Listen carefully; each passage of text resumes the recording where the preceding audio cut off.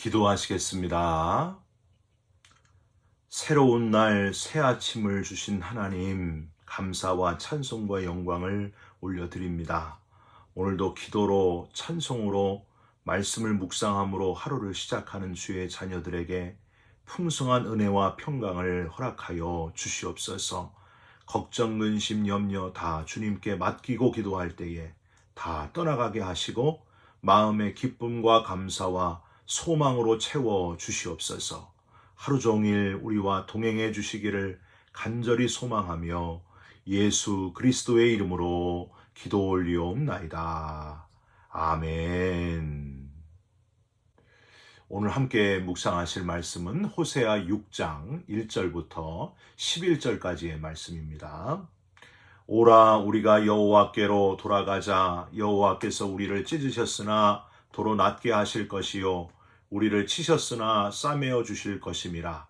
여호와께서 이틀 후에 우리를 살리시며 셋째 날에 우리를 일으키시리니 우리가 그의 앞에서 살리라. 그러므로 우리가 여호와를 알자. 힘써 여호와를 알자. 그의 나타나심은 새벽빛같이 어김없나니 비와 같이 땅을 적시는 늦은 비와 같이 우리에게 임하시리라 하니라. 에브라임아 내가 네게 어떻게 하랴. 유다야 내가 네게 어떻게 하랴. 너희의 인애가 아침 구름이나 쉬 없어지는 이슬 같도다. 그러므로 내가 선지자들로 그들을 치고 내 입의 말로 그들을 죽였노니 내 심판은 빛처럼 나오느니라. 나는 인애를 원하고 제사를 원하지 아니하며 번제보다 하나님을 아는 것을 원하노라. 그들은 아담처럼 언약을 어기고 거기에서 나를 반역하였느니라. 길르앗은 악을 행하는 자의 고울이라. 피 발자국으로 가득 찼도다.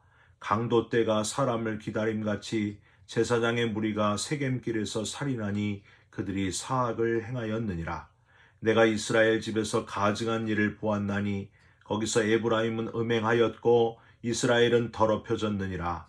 또한 유다여 내가 내 백성의 사로잡힘을 돌이킬 때에 내게도 추수할 일을 정하였느니라. 아멘. 오늘은 호세아 6장 1절부터 11절까지의 말씀으로 하나님을 알자, 인애를 원하신다. 하나님을 알자, 인애를 원하신다. 라는 제목의 말씀을 함께 나누고 기도하는 시간을 갖겠습니다. 매년 1월 중순쯤이 되면은요, 꼭 기억나는 사건이 있습니다. 저희 부부 결혼 기념일이 1월 중순에 있어서 열심히 준비를 했는데 엉뚱한 사람이 눈물 흘린 사건. 여러분 아시는 분도 있으시죠? 한 10년 정도 된 것 같은데요. 1월 중순이 가까워올 때에 제가 집사람에게 물어봤습니다. 여보, 이번 결혼 기념일에 내가 뭘 해줄까? 이렇게 물어보면 이거 사주면 안 될까? 이러면 얼마나 좋겠어요. 그런데 이렇게 대답을 하는 거예요. 돈으로 하는 게 제일 쉬운 거니까 그런 거 말고 나를 감동시켰으면 좋겠어. 여러분 남편을 그렇게 힘들게 하지 마시고 그냥 뭐 사달라고 부탁하시기를 바랍니다. 상당히 고민을 하다가 어떻게 했느냐? 직접 녹화를 했습니다. 기타를 치면서 찬양, 위로송이라는 찬양이 있는데 그거를 녹음을 해서 결혼기념일에 틀어줬습니다. 그 찬양이 이런 찬양이에요. 당신이 힘들다는 걸 알아요. 아픔이 너무 많다는 것도 위로하길 원해요. 감싸주고 싶어요. 당신은 하나님의 사람인 것을 이런 찬양입니다. 여러분 이렇게 부르는 찬양 들어도 참 제가 들어도 좋더라고요. 감동적이더라고요. 그런데 웬걸 집사람은요 이런 걸 듣고도 하품만 하고 있는 거예요. 가만히 듣던 저처럼 감성적인 큰 딸이 감동을 해가지고 눈물을 흘리고 있는 겁니다. 얼마나 힘이 빠졌는지 몰라요. 저만 이런 일이 있는 줄 알았더니 우리 베이직 교회의 아무개 권사님도 이런 비슷한 일이 있더라고요. 얼마 전에 이 사실을 알게 됐습니다. 남편에게 20년이 넘도록 나는 노란색 튤립을 해주면 좋겠다. 내가 원하는 건 노란 튤립이다. 이랬는데 남편 권사님은 무슨 빨간 장미나 흑장미 이런 거를 계속 선물했대요. 얼마나 답답했는지 이 여자 권사님이 한 번은 남편 권사님을 이제 차에 태워가지고 노란 튤립 사는 그 꽃가게까지 알려줬대요. 이걸 사오라고. 예? 그런 이야기를 들었습니다. 제가 얼마나 웃었던지 내가 받은 어려운 숙제에 비하면은 이거 훨씬 쉬운 건데 왜 이걸 못하셨을까 그런 생각을 하게 되었습니다. 여러분 오늘 본문 호세아 6장은 우리에게 아주 익숙한 구절이 있는 많은 장이에요. 특히 1절을 읽으면요, 이 말씀이 바로 여기 있었구나 깨달을 수 있습니다. 여러분 아주 반갑게 맞이하게 되는 구절 1절 보세요. 오라 우리가 여호와께로 돌아가자. 여호와께서 우리를 찢으셨으나 도로 낫게 하실 것이요 우리를 치셨으나 싸매어 주실 것임이라. 바로 회개할 때 꼭 읽고 암송하게 되는 구절, 바로 이 구절이 여기 나옵니다. 우리가 범죄해서 하나님이 우리를 찢으셨지만은 도로 낫게 하신다, 싸매어 주신다 하는 위로의 말씀입니다.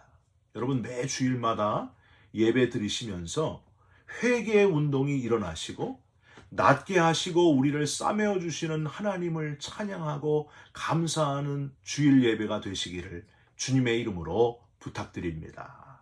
그 다음 2절도 특이해요.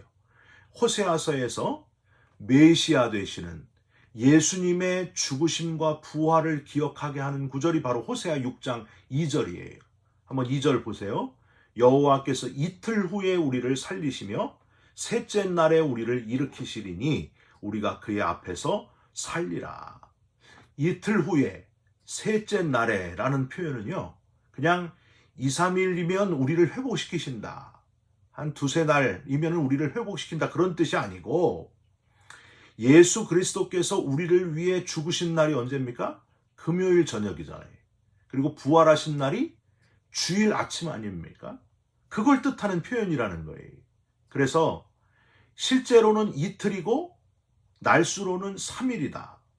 이틀 후에 셋째 날에라는 표현을 그래서 쓴 것이라는 거예요. 예수님의 죽으심과 부활을 나타내는 구절. 예수 그리스도의 죽으심을 통해서 부활의 주님처럼 우리를 일으키시고 우리가 그의 앞에서 살리라. 즉 예수 그리스도를 통하여 우리가 구원받으리라, 살아나리라, 영원히 살리라. 사랑하는 성도 여러분, 이게 바로 기독교의 본질 아니에요?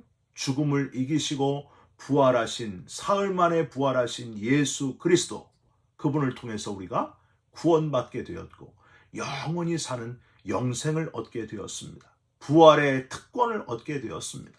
여러분 감사하시고 평생 동안 우리의 생명이 다하는 그날까지 부활의 특권을 주신 하나님을 찬송하시면서 영광을 돌리시면서 살아가시기를 주님의 이름으로 부탁드립니다.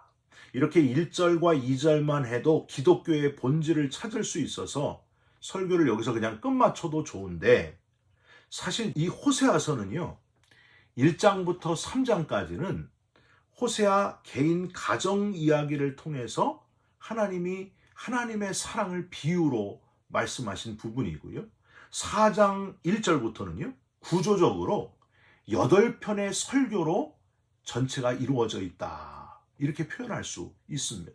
그래서 4장 1절부터 5장 4절까지는 첫 번째 설교, 하나님을 아는 지식이 없어서 죄와 타락에 빠진 이스라엘 백성들의 실상을 아주 매섭게 책망하는 설교가 바로 첫 번째 설교고요, 5장 5절부터 6장 3절까지는 두 번째 설교인데, 선민의식, 우리만 하나님이 택하셨다, 거기에 빠져있는 유대 민족을 엄히 질타하는 설교가 바로 두 번째 설교입니다.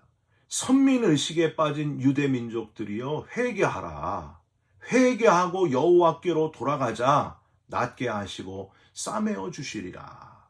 이 두 번째 설교의 결론이 뭔가, 유대 민족들이여 선민의식을 벗어버리고 여호와를 알아야 된다, 여호와를 알자. 제대로 알자. 그래서 3절에 여호와를 알자는 선포가 반복적으로 나오고 있습니다. 3절 한번 보세요.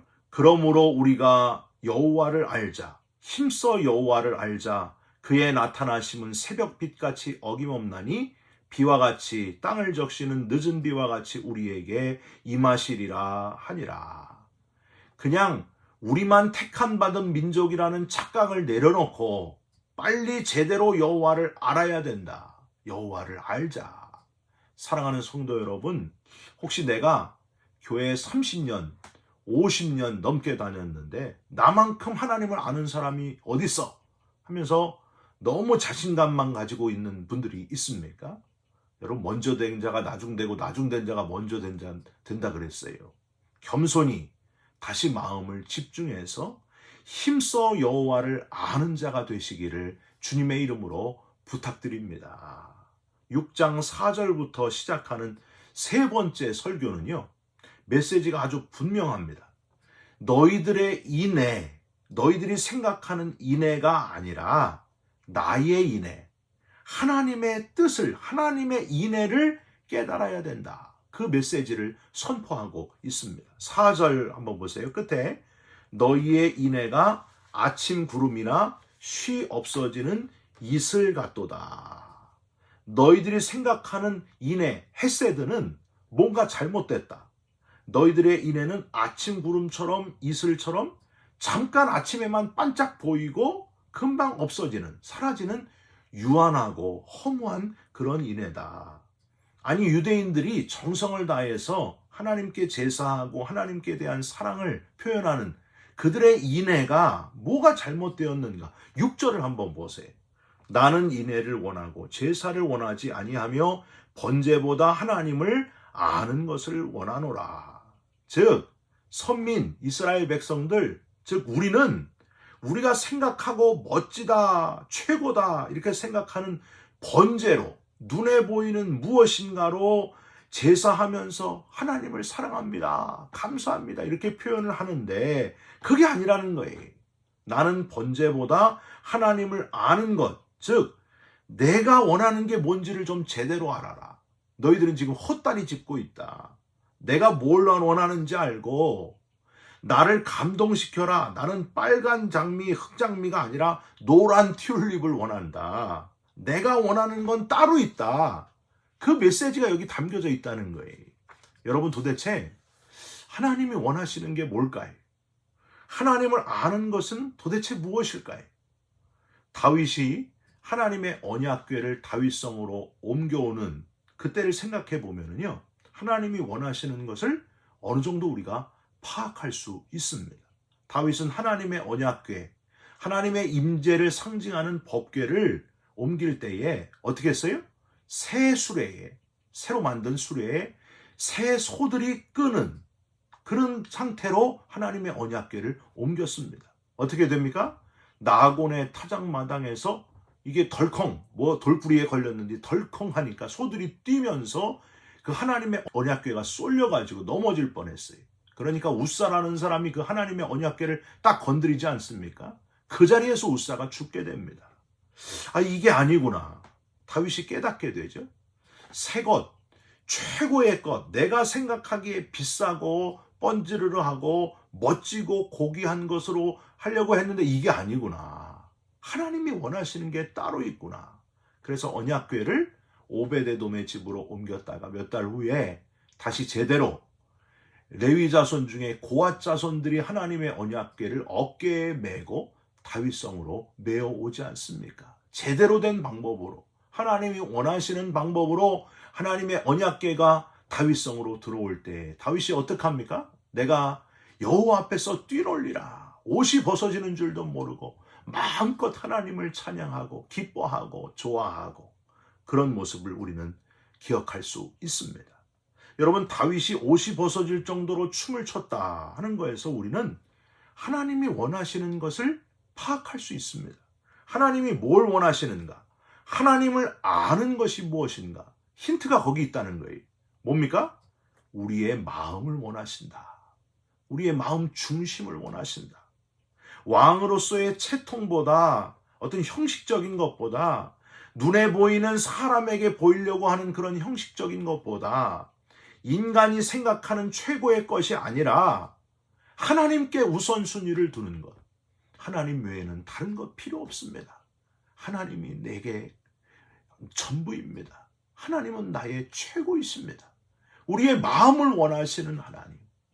여러분, 우리의 중심을 보시고 중심을 하나님께로 향하기를 원하시는 하나님, 하나님을 영순위에 두기를 원하시는 하나님, 그 하나님의 마음을 파악하고 하나님을 마음 중심에 두는, 하나님을 첫 번째 영순위로 여기는 저와 여러분이 되시기를 주님의 이름으로 부탁드립니다. 알파와 오메가 되시는 분, 세상을 지으신 분도 하나님이시고 세상을 끝내시는 분도 하나님이십니다. 하나님보다 큰 존재가 없다는 거예요. 더 중요한 거는요, 그렇게 나의 영순위가 되시는 분, 가장 크신 분이, 그 하나님이, 세상에서 가장 크신 분, 세상이 다 담을 수 없는 그분이 저와 여러분이 뭐가 그렇게 이쁘고 사랑스럽다고, 저와 여러분을 위해서, 죄 많은 우리들을 위해서 하나밖에 없는 독생자를 이 땅에 보내주셨다는 사실. 여러분, 내 대신 십자가를 지게 하셔서 십자가에 죽으셔서 내 죄값을 치루어 주심으로 저와 여러분을 살려내신 구원의 하나님. 여러분, 이걸 어떻게 다 갚을 수 있겠어요?